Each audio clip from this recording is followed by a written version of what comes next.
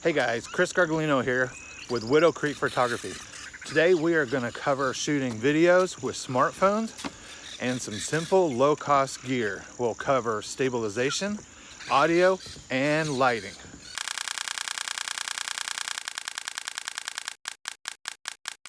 Okay, for this segment I am shooting with the iPhone X. This is my case. My iPhone is actually on a mount over there, and that's what I'm filming with, so that I can show you the different cameras that are available. We're going to start from the top end. This is a Nikon DSLR. It's a D500 with a 24-70 lens on it. And these are interchangeable lenses, so you can put all kinds of lenses on it. This is the Nikon Z6.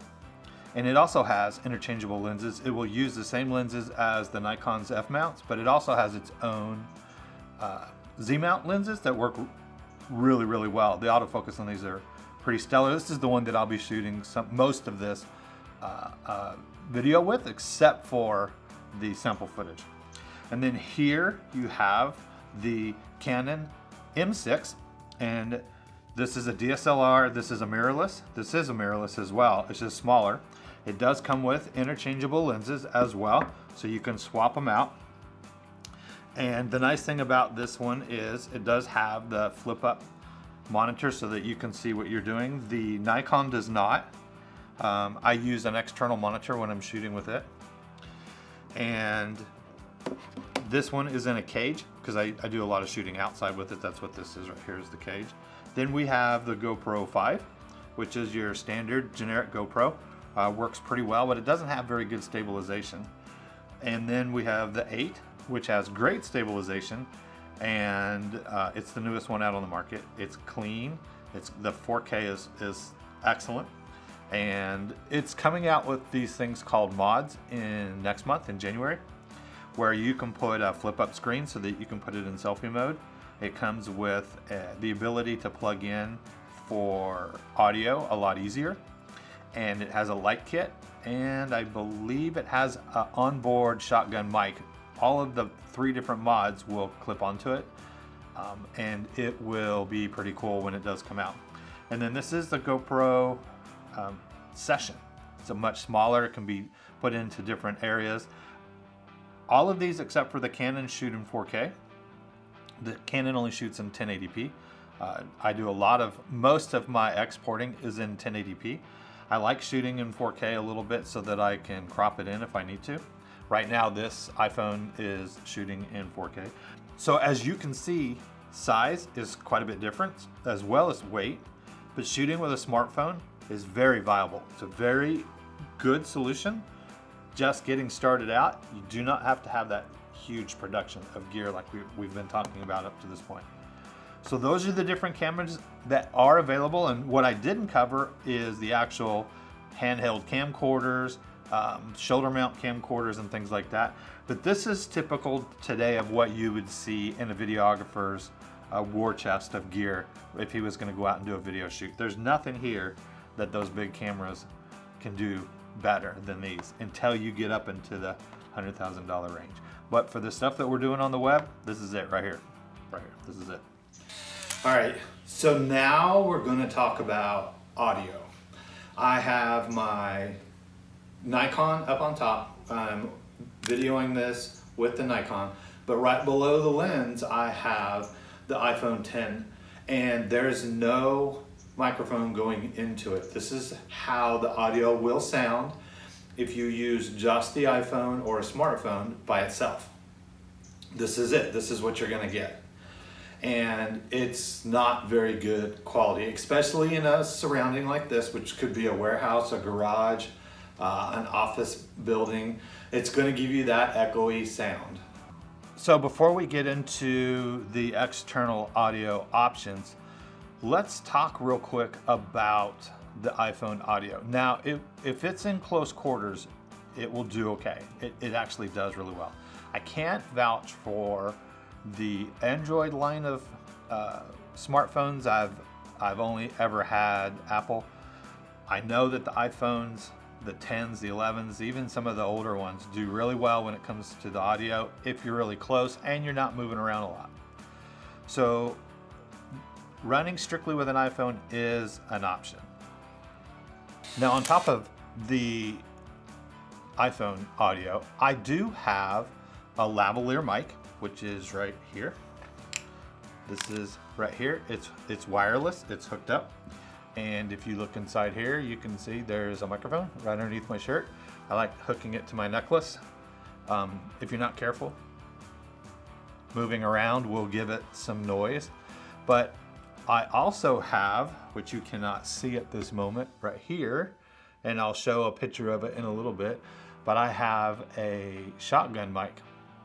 And a shotgun mic is very similar to this one. This is a micro shotgun.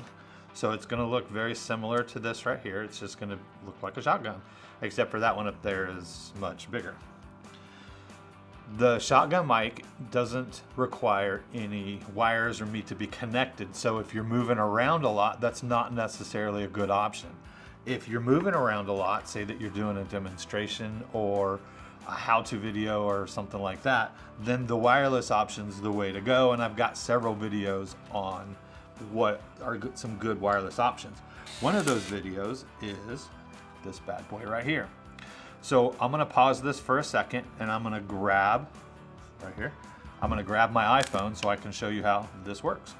Let's go ahead and step this aside for a second. We'll get to that in a minute. This is a more expensive option. We'll talk about these here a little bit first. And this is the one that I want to bring up.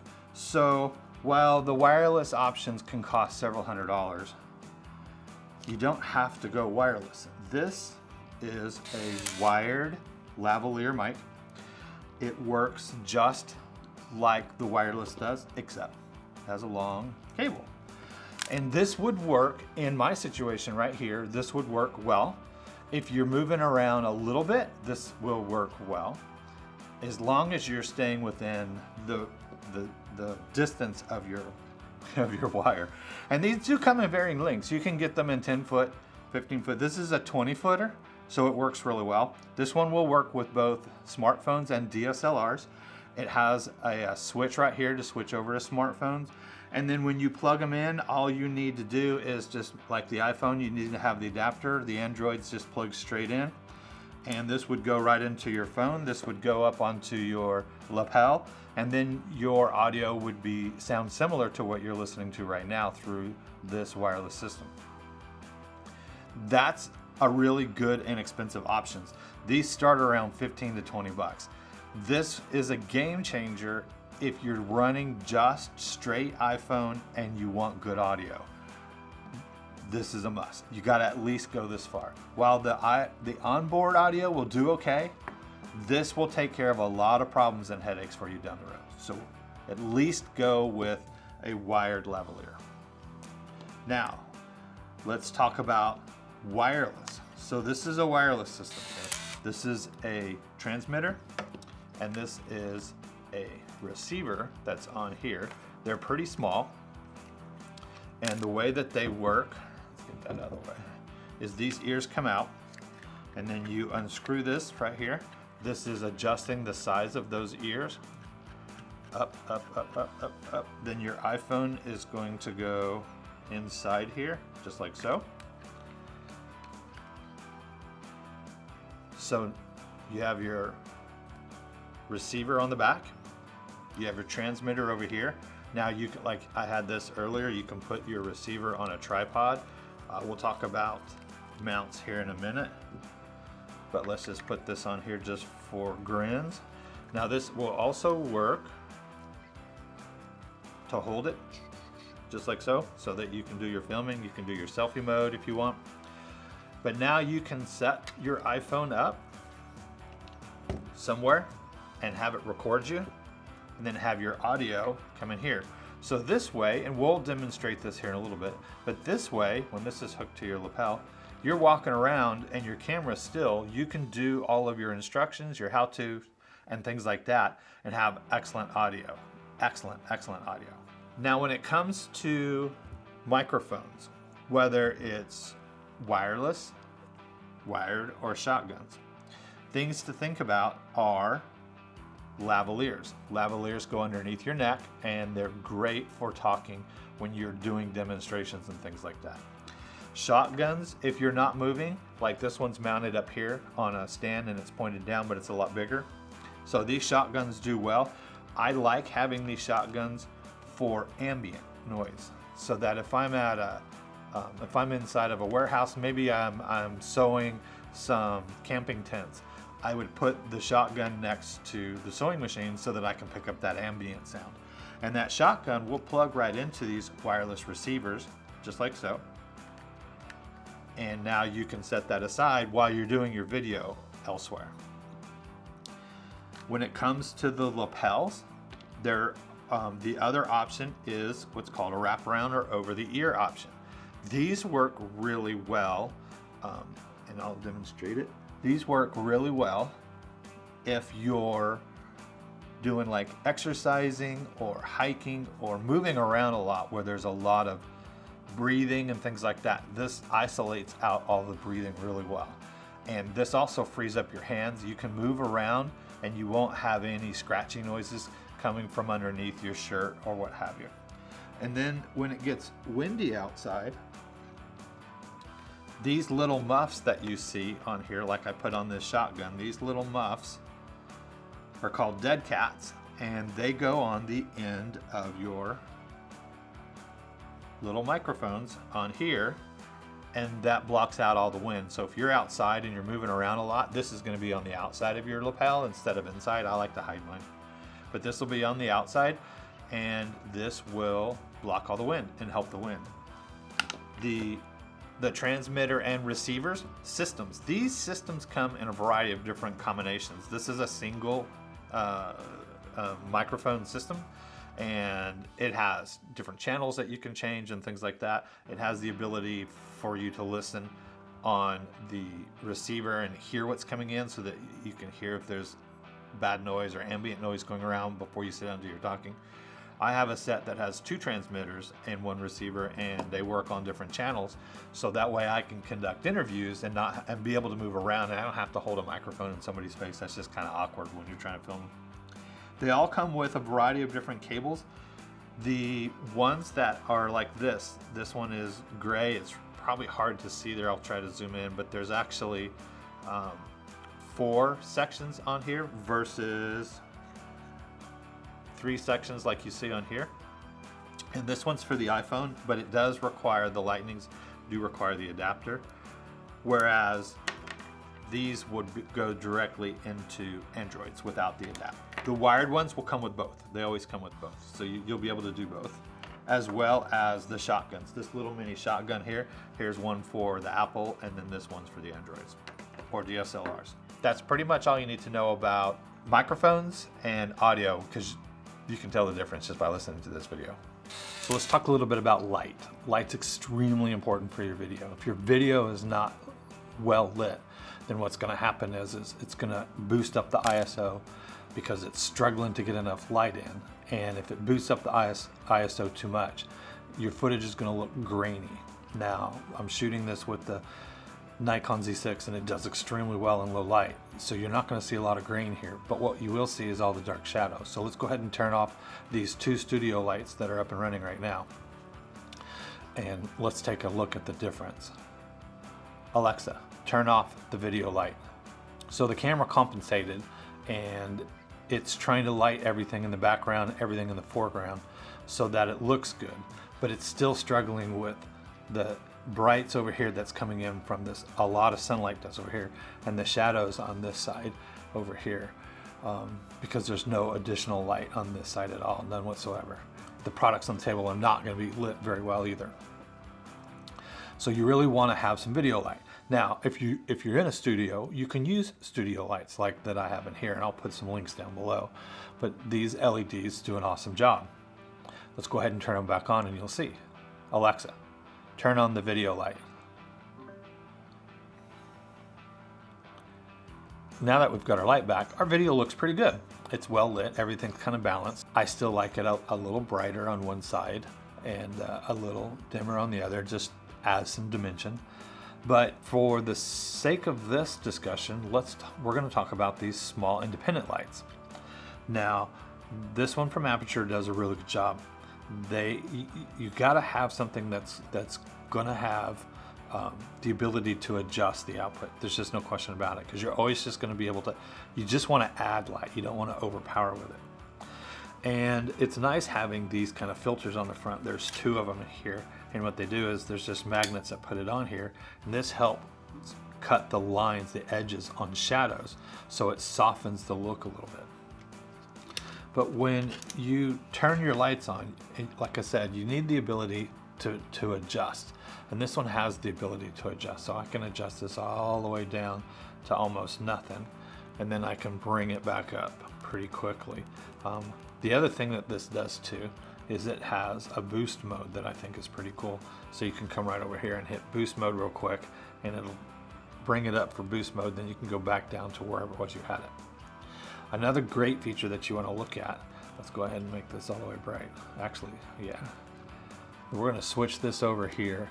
The other one you want is having dual LEDs. So this one has white LEDs and this one has amber LEDs. And this is going to be more of an incandescent look. So if you're shooting inside of a house and you have old style light bulbs, you're going to add in some warmth. Or if you're outside and it's really harsh light, you want to add a little warmth to your subject, you can do that by using the yellows, and then you can adjust the mix. These studio lights do the same thing.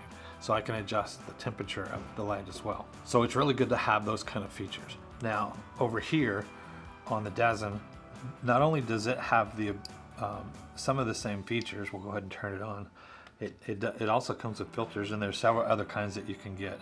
It does have the ability to adjust the power. So as you can see here, it's getting brighter. That's its emergency flashing. But now it's down to the bottom, and we're going back up. The other cool thing about this one is it's waterproof. So this one can actually be submerged completely underwater. So if you're shooting stuff that is in water, or you're outside and you're fishing, you're in a river, you're in a lake, you're in an ocean, what have you, this one can go underwater with your GoPros or wherever else that you're shooting underneath there. We talked about the GorillaPod earlier. This is a larger one. This is a tiny one. Now these GorillaPods work really well. You can bend them around and they can hook and hang on stuff, and then you can have this sitting up on your bar in a tree or wherever, but it's really nice to have. The other thing too is that these are mountable on your cameras. As you can see here, I've got a little swivel right here, so I can tilt it, turn it, I can mount it however I want on top of the camera, and it's just sitting in the hot shoe. But when it comes back to your iPhone, you want something small like this one here, and if you do have a cage for it, very similar to this one, then your cage is going to have options. So I can take this off of here. So by putting it over here on this side, then I can adjust it to the direction that I want. Just turn that around that way. See, so I can adjust it and point it at my subject, like so. But my flip up is still not being blocked, because if I was to put it in the hot shoe, it would be right here, and that wouldn't work very well. You know, cages also have the ability to mount on the side. So I can mount this over here on the side as well. And I typically will mount it up on top because it works with my talent a little bit better. So I'll put that there. And then what I use the side mount for is if I want to plug in my shotgun. So over here would be where my shotgun was, like so. So having the cage, having a light and accessories is good. But even if you don't have a cage or light and you're just using your smartphone, something as simple as this tiny little GorillaPod will take care of all your needs for your lighting stability. All right, let's talk a little bit about stabilization. Now, tripods like this one and this one are excellent choices. Selfie sticks, we're going to talk about GoPro mounts, and we're going to talk about even electronic gimbal stabilizations. So first off, the one thing that you need is you need some kind of clip, some kind of mount for your iPhone. This one's spring-loaded, works really well. These are really inexpensive. I'll put links down below to everything. But this just goes right onto your phone, and it's right there. Now that's holding your phone, so that's your mount. So now you got to do something with this. One of the things you can do is you can put it on a selfie stick. There's a 1/4 20 on the bottom. That will screw right into a selfie stick. It'll screw right onto a tripod. It will go to the bottom of a GoPro foot. You can just screw these on here. Then you can use suction cups as well as a variety of different other GoPro mounts. You can also use tripods with Swiss plates. This will go right onto the bottom here. And then this will hook right into a normal tripod, just like so. So there's a variety of different things that you can use, and that'll stabilize your camera so that you can do what you need to do without it moving around and bouncing around. Shaky video is not cool. Now, speaking of that, what if you want to move around? Okay, so there's things that you can do. We can pop that out. This is a mount that goes onto a backpack strap. So if you want to do some walking around, if you're hunting, if you're outside and you're fishing, or even if you're a real estate agent and you're walking around inside of a house, this will stabilize your video quite a bit. Not as much as you would want for primary video, but it will stabilize it for B-roll. All the stuff that you cut in and add in later. So let's add this on here. So this would go this way and it would tie right in to here, and then this would sandwich on your strap, and then your phone would sit right inside here. And I'll show some examples of this stuff here in a little bit. Now, if you want to get really nice, an electronic gimbal, just like this. This is the ticket right here. This is the bomb. So let's put this over here. This is what you would use to put your camera in. It's real simple. It just clicks in the same way the rest of the stuff does. Let's open that up. So it clips in just like that. Then when turned on, so we'll turn this on real quick, it'll level it out and stabilize it. So now no matter what you do, when you're moving around and you're walking, we'll show some examples of this, that video footage will be right there, nice and stable and steady. That is the bomb. So good stabilization, Gorilla Pods, these will wrap around pipes and trees and stuff and hook it on there, 2x4s and whatnot. You have regular tripods, you have selfie sticks, you have regular tripod heads. You even have these tiny little feet that you can screw stuff onto and put it on. They even make clamps that you can hook onto bars. But getting your footage stable is key. This is a handheld test. I'm using a 12-inch Gorilla Pod. I'm on an uneven trail in a preserve. And as you can tell, I'm moving around a little bit, which is natural, but the background is real jumpy and jittery. That's unnatural and creates tension in your video. It's not good. It's something that you need to try to avoid. This is the electronic gimbal test, and I'm using the DJI Osmo and the iPhone 10. And as you can tell, I'm moving around a little bit, but the background is buttery smooth. This is the kind of video footage you want in your video. All right, now what you're looking at is a side-by-side comparison. On the top left, you have the electronic stabilized video, and on the bottom right, you have the handheld. I'll let you make the decision.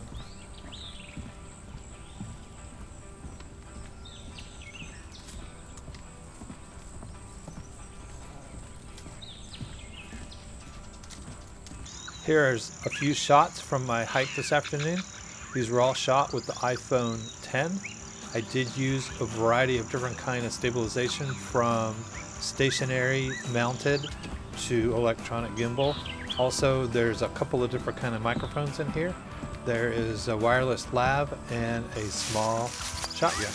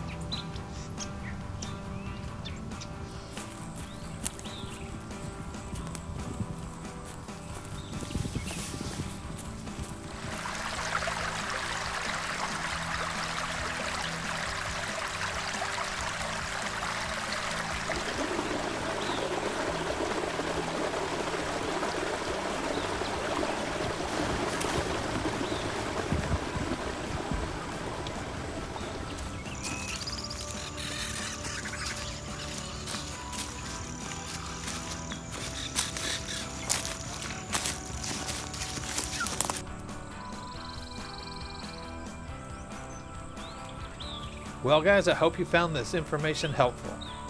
You want to follow my outdoors adventures? Go to theoutdoorlife.us.